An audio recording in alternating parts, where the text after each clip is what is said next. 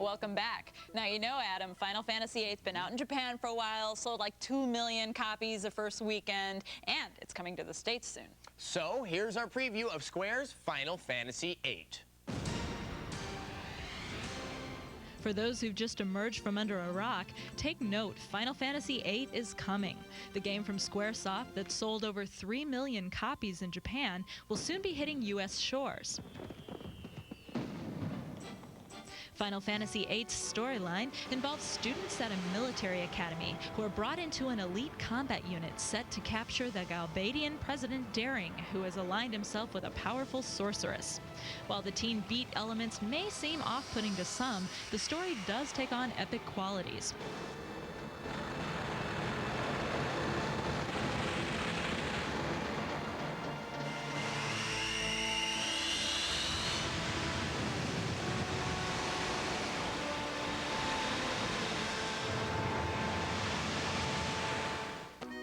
One of the most noticeable things about the game is the graphics that have changed from the super deformed characters of the originals to actual people in correct proportion to their environments.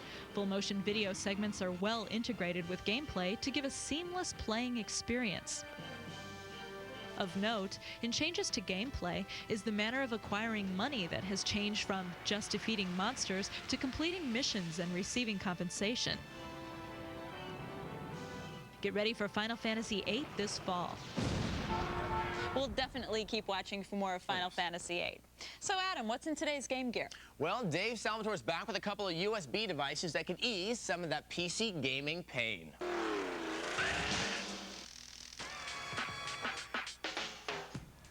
One of the great things about PlayStation and the Nintendo 64 is the brain-dead simplicity of connecting and disconnecting controllers. Well, thanks to USB, we now have that simplicity on the PC. Gravis has been making their Gamepad for about 4 years, so to look at this one, you'd think there's not a lot new to it. But this one's actually now using USB, and what's neat about it is the driver they use is what's called a human interface driver, or a USB HID device. And what this allows you to do is when you install this guy, there's a driver built into Windows 98 that'll let you get this thing up and running. So when you buy one of these, it actually doesn't come with a driver disc. This gamepad's terrific for sports titles, martial arts fighting titles, and any console-like title that you want to play on your PC. And if you're a PlayStation gamer, the button layout on this guy will look very familiar to that you've seen on your PlayStation. The Gravis Gamepad USB sells for about $30, so you might want to pick up a couple of them and you'll be in business. But all that glitters on the USB bus is not gold. Logitech has brought out what they're calling the Wingman gaming mouse, which aside from running on USB and having some driver software that'll let you tweak how many times the CPU pulls it per second, isn't really anything new. It's essentially a warmed-over, older design that Logitech brought out a couple of years ago. But given the Wingman's aging design and its lack of a wheel, you might want to give this one a pass. Hey, Lauren, remember the TV movie Kiss Meets the Phantom of the Park where the band got to use their superhero powers on the carnies? Oh, you bet. Super Ace Frehley and Paul Starchild Stanley. How could you forget that? I don't know. Well, you know, Gathering of Developers is working on its Kiss title, and we have a sneak peek. Check out Kiss Psycho Circus.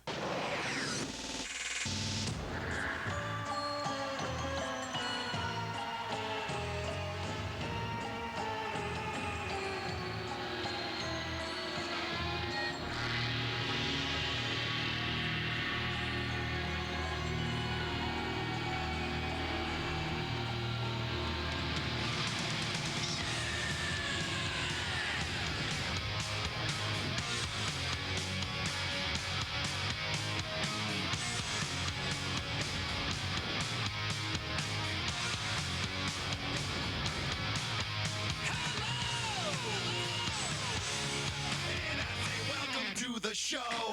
Very cool. I just hope there's a Phantom of the Park element in the game. Stranger things have happened. Yeah.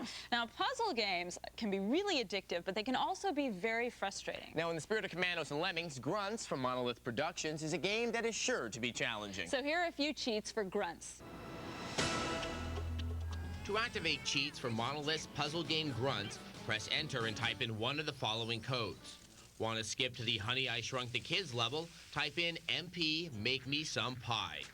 Type in MP, you're so money, and you'll be sent to the High Rollers level.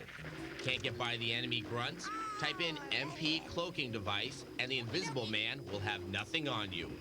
That's it for now, but you can always check us out on the web at zdtv.com/GamespotTV. And don't forget to join us on the web next Tuesday at 8 p.m. Eastern to have a chat with myself and Lauren. And be sure not to miss next week's show. We'll be showing you a review of LucasArts' Star Wars title, Episode 1 Racer. Until then, Bye.